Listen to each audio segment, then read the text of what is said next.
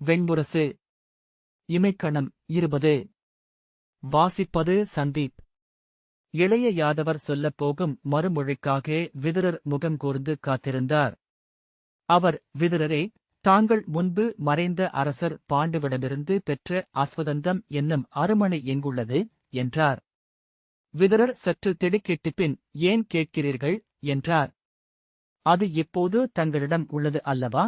என்றார் இளைய யாதவர். ஆம், அதில் மறைவென ஏதுமில்லை. என்னிடம் அது இருப்பது அனைவருக்கும் தெரியும் என்றார் விதுரர் கடுமையான குரலில். இளைய யாதவர் புன்னகைத்து, நான் அதை நீங்கள் மறைத்து வைத்திருக்கிறீர்கள் என்று சொல்லவில்லையே என்றார். விதுரர் புருவம் சுளித்து நோக்க, நீங்கள் சென்று அதை இங்கே கொண்டுவர இயலுமா? என்றார்.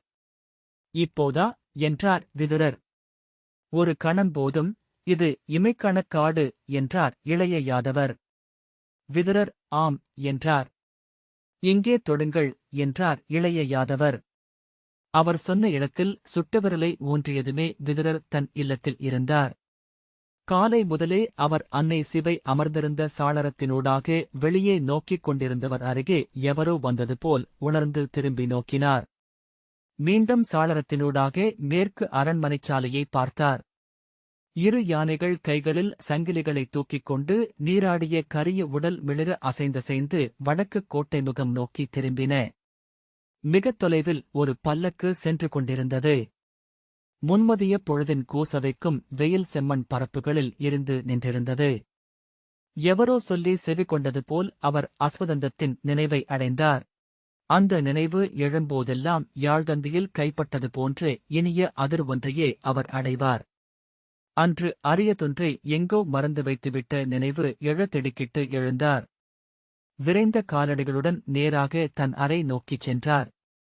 சுபோத்யனின் துணைவி சாரதை அவர் செல்வதை நோக்கியபடி எழுந்து அவர் ஆணைக்காக காத்து நின்றாள். அவர் அவளை பொருட்படுத்தாமல் தன் அறைக்கு சென்றார். அகல் விளக்கை பொருத்தி சுடர்நீட்டி கையில் எடுத்துக்கொண்டார்.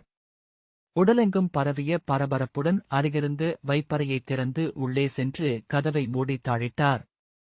அறைக்குள் சிரிந்திருந்த இருள் அலையடித்து விலகிய வெளியில் மரப்பெட்டிகளும் ஆமாடப் பேழைகளும் அமர்ந்திருந்தன.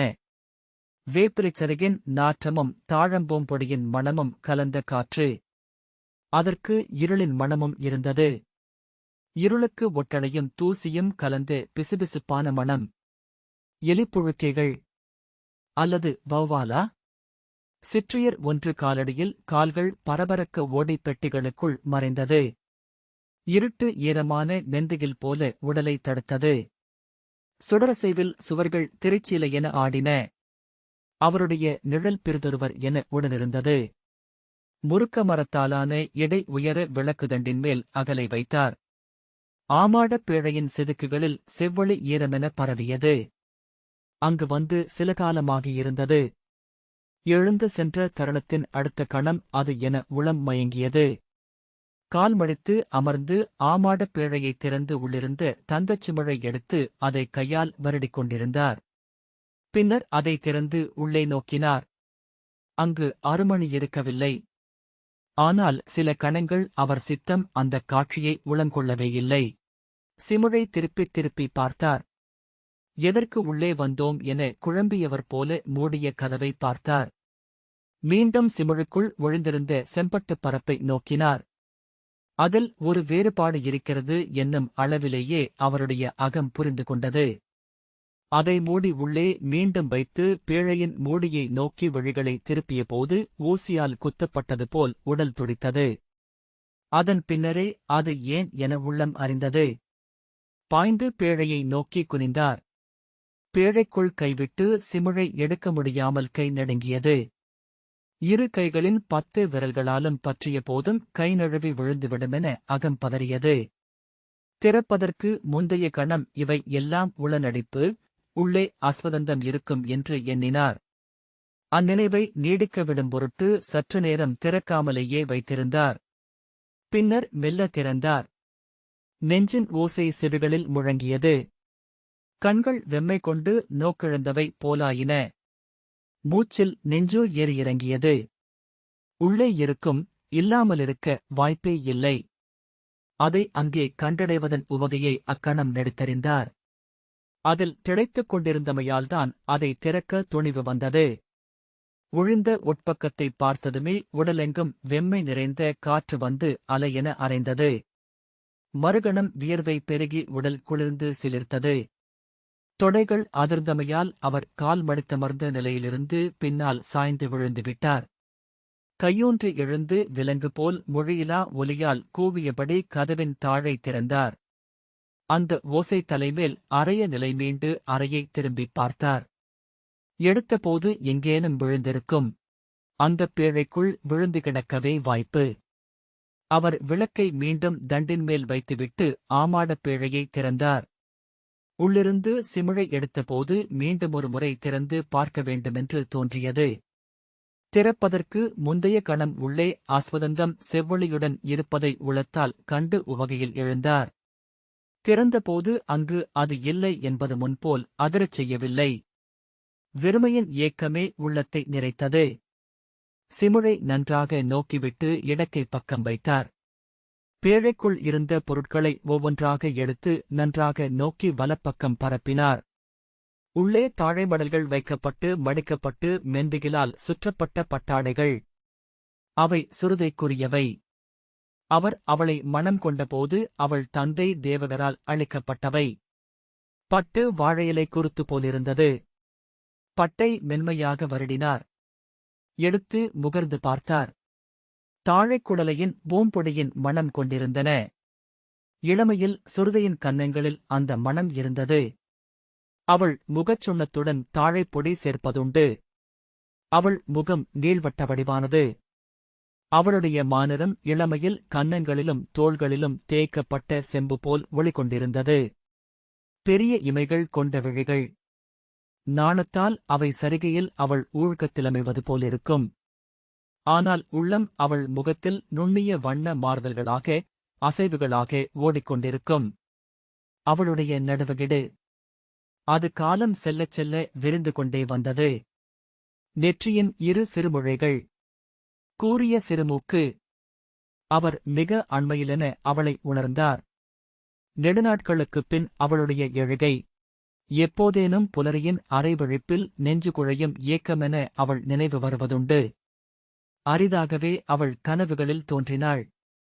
எப்போதும் மைந்தரின் அன்னையென எங்கேனும் ஏதேனும் செய்து கொண்டிருந்தாள். முதுமகள் என அமர்ந்திருந்தாள். இளமை கொண்ட சுருதை பிரிதுருத்தி என எங்கோ மறைந்துவிட்டவள். அவள் கழுத்தின் மென்மை. கைவிரல்களின் ஈரம். நரம்புகள் புடைத்த மேல்கைகள். முழங்கையின் சிறுவடுக்கள். நெடுநேரம் கழித்தே அவர் அவள் நினைவுகளில் அலைந்துவிட்டிருப்பதை உணர்ந்தார்.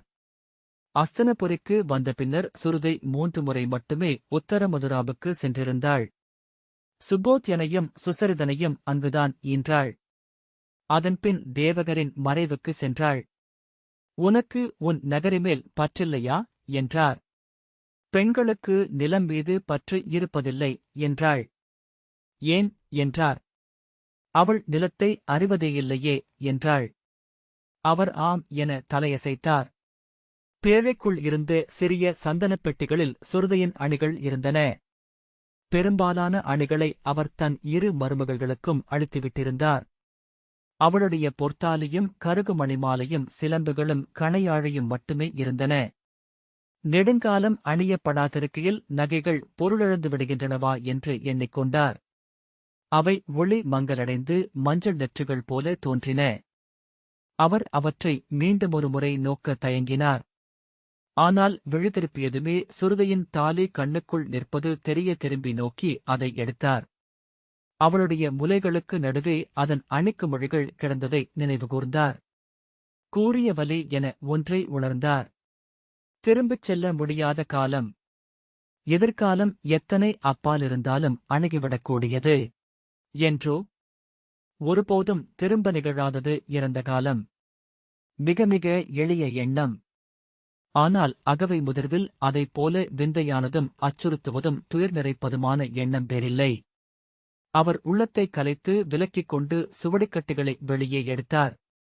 காவியங்கள், நெறிநூல்கள், அரச வரலாறுகள், தொல்கதைகள். அவருடைய அகத்தின் வளர்ச்சியை அவை காட்டுவன போல தோன்றியது. 7 கட்டுகளாக கிடந்த தொல்கதை தொகுதியை எடுத்தார். பராசரரின் புராணகதா மாலிகா, அஸ்வகரின் சப்தகதா மஞ்சரி, உக்ரசேனரின் கதாசங்கிரகம் ஒவ்வொன்றாக வருடி நோக்கி அப்பால் வைத்தபின் அரச வரலாறு நூலை எடுத்ததுமே அது தீர்க்கதமசின் கொடிவழிப் பட்டியலான பஞ்சராஜ வைபவம் என தெரிந்தது. விழியற்றவரின் குருதி வழி. அவர் அதை அப்பால் வீசினார். நெறிநூல்களில் ஒன்றை கைப்போன போக்கில் எடுத்தார். லகி மாதேவியின் விவாத சந்திரம். முதிரா இளமையில் தற்செயலாக அவர் கண்டடைந்த தொல்நெறிநூல் அது. அப்போது அந்நூல் வழுதவரே நகருக்குள் நுழைந்த காட்டு யானை என அவர் கற்ற அனைத்தையும் சிதறடித்து பெரும் கொந்தளிப்பை அளித்தது. அதை அவர் சொல்லென உளப்பாடம் செய்தார். மீள மீள எண்ணி நோக்கினார். அத்தனை ஆண்டுகளில் பல நூறு முறை அதை படித்திருக்கிறார். பல்லாயிரம் முறை எண்ணியிருக்கிறார். வேறெந்த நெறிநூலும் அவரை அந்த அளவுக்கு கவர்ந்து ஆட்கொண்டதில்லை. அதில் அப்படி என்ன இருக்கிறது என பலரும் அவரிடம் கேட்பதுண்டு. முன்பெல்லாம் அவ்வினாவால் ஊக்கமடைந்து சொல் பெருக்கத் தொடங்குவார். பின்னர் அவர் அந்நூலையே மிகுதியாக உசாத்துணை கொள்வார் என அனைவரும் அறிந்துவிட்டிருந்தனர்.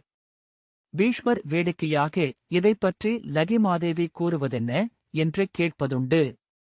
அவரைப் போலவே சௌனகருக்கும் உகந்த நூல் அது.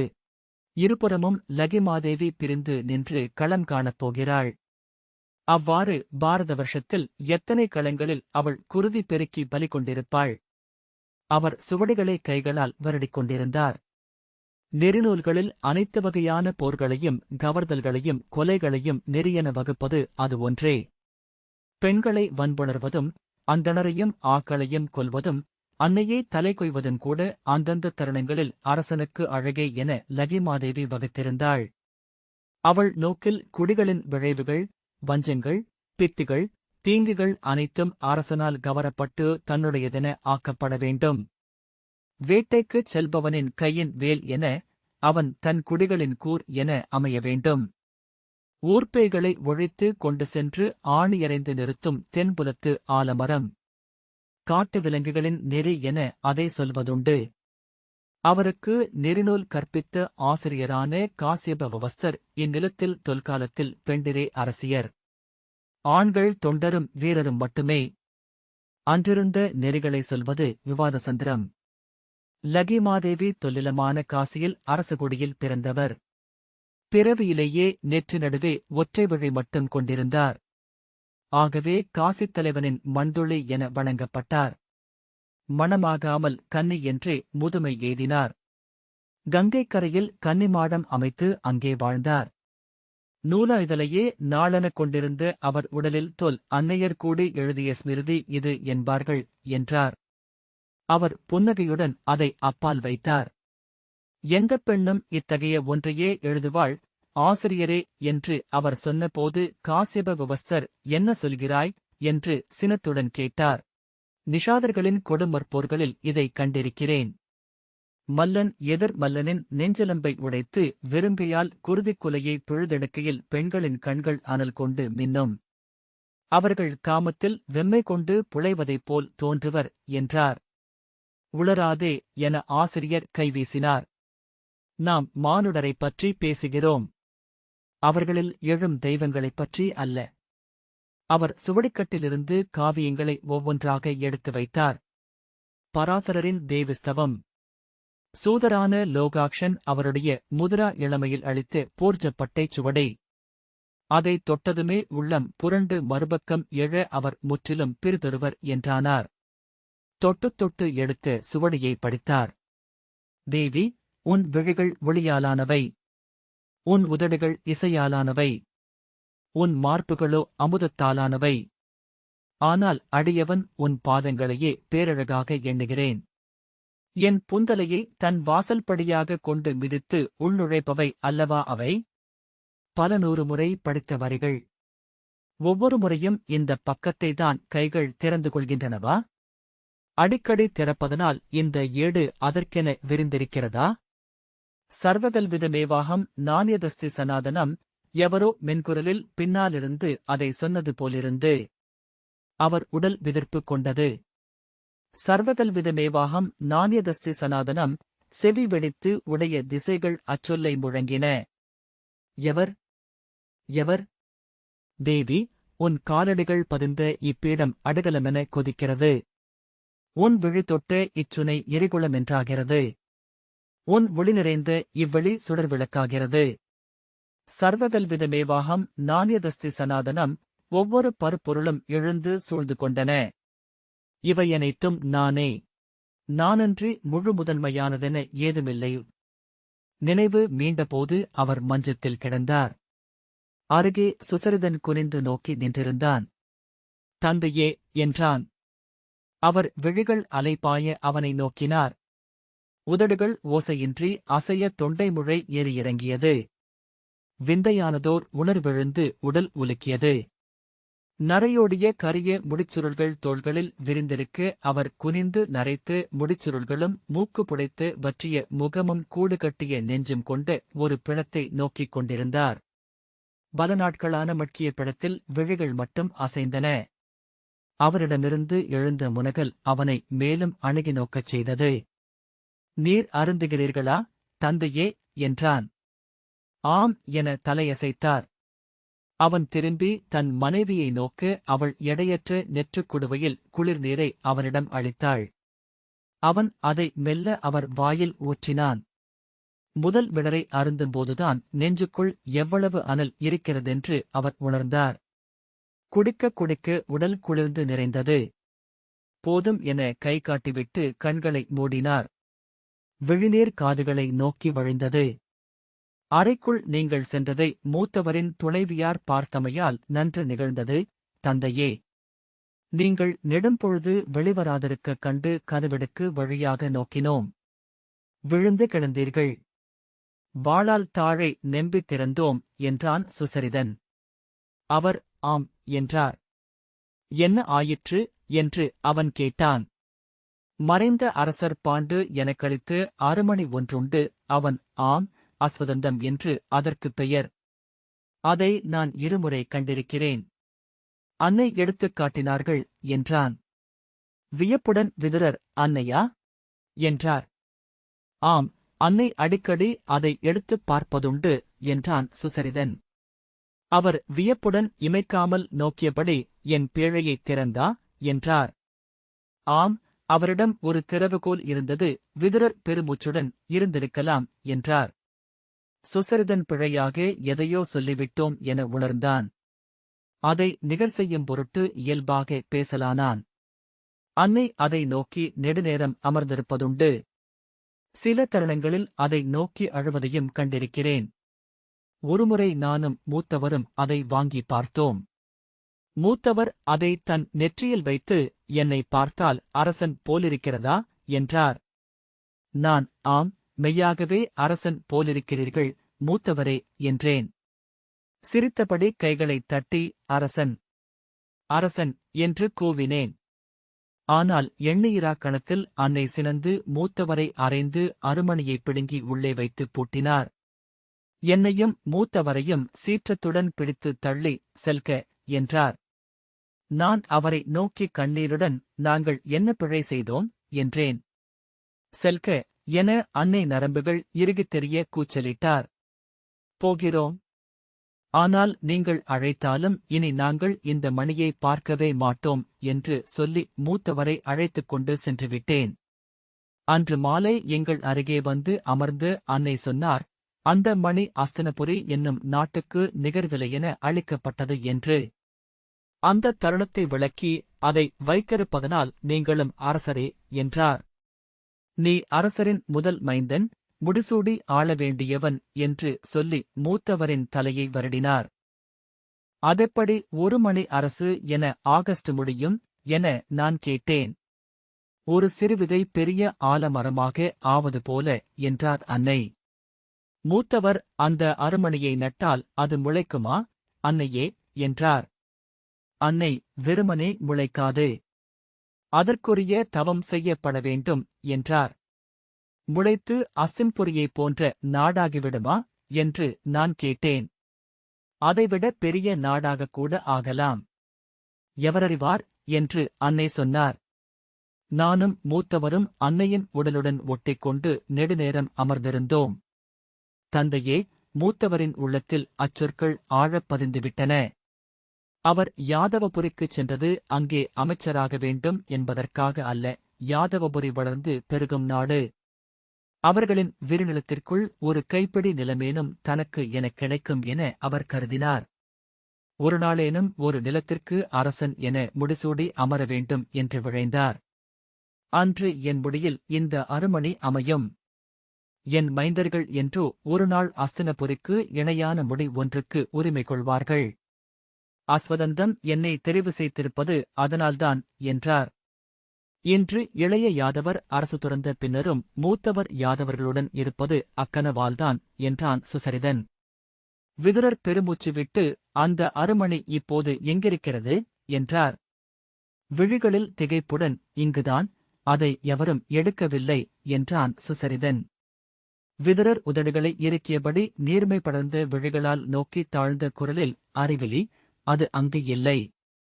இத்தனை பொழுது நான் அதைத்தான் தேடினேன் என்றார். சுசரிதன், அல்ல, தந்தையே. என்னால் உறுதியாக சொல்ல முடியும். மூத்தவர் அந்த அருமணியை தொடவில்லை. அவர் அதை அஞ்சவும் செய்தார். இது நஞ்சுத்துளி. இப்பேழைக்கு வெளியே வந்தால் நம் குடியை எரித்தழைக்கும் என்று அவர் என்னிடம் சொன்னார்.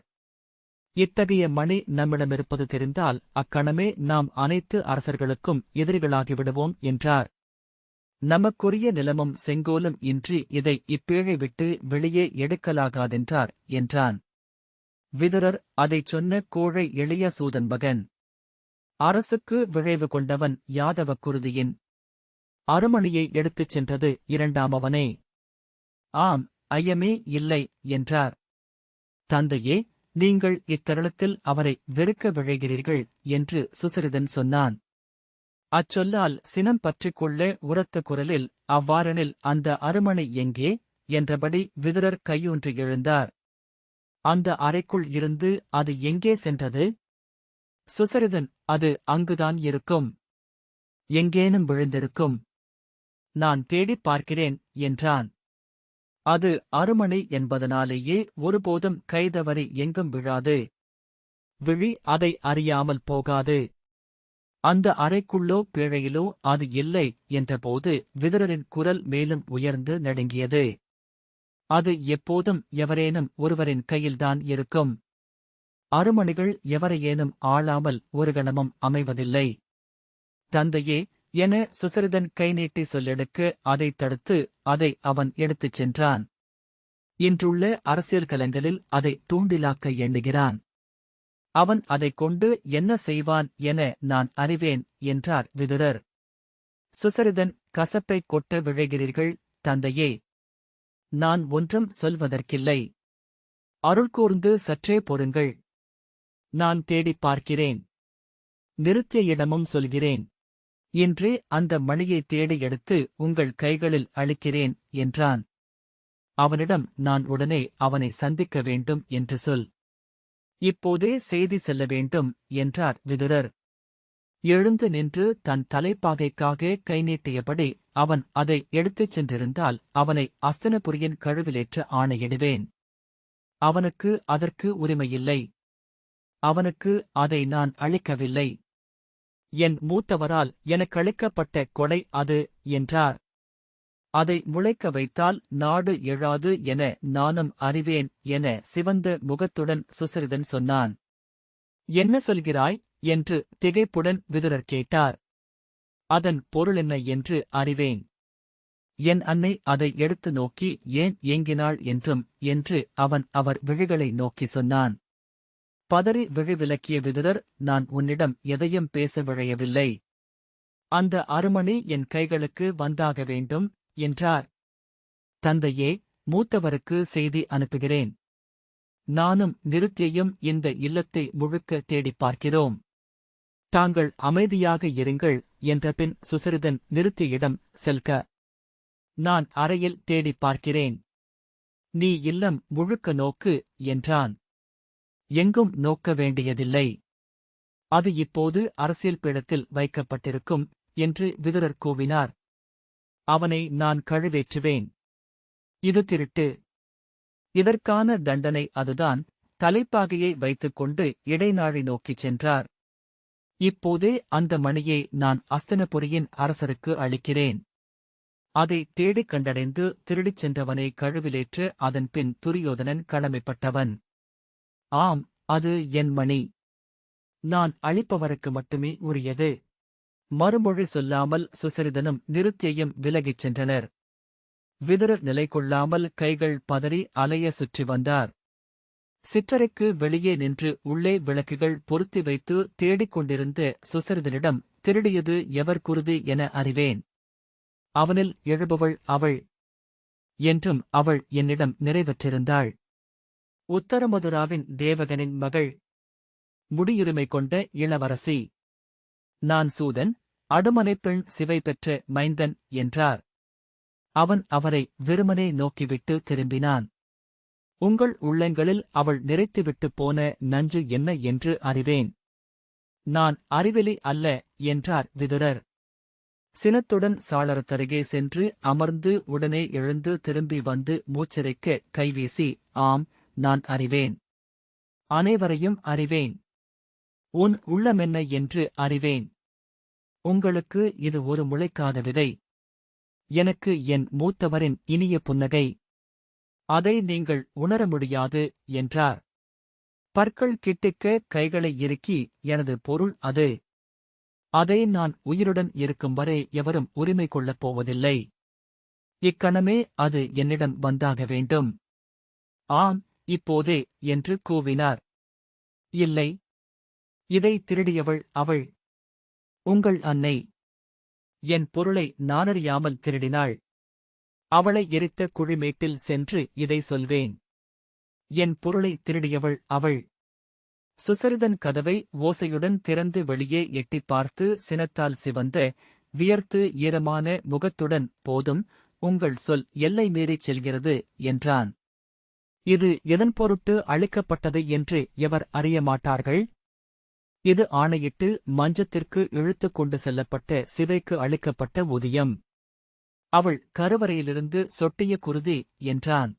அடே என கையை ஓங்கியபடி விதுரர் முன்னால் செல்ல அவன் வெளியே வந்து, அடிக்க விழைகிறீர்களா? அடியுங்கள் என்றான். அவர் கைதளர்ந்து மூச்சிறைக்க, நான் செல்கிறேன்.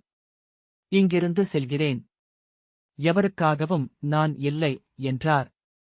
உடைந்த குரலில், ஒவ்வொருவராலும் தோற்கடிக்கப்படுகிறேன். ஆம், என் அன்னை என்னை சிதறச் செய்தாள்.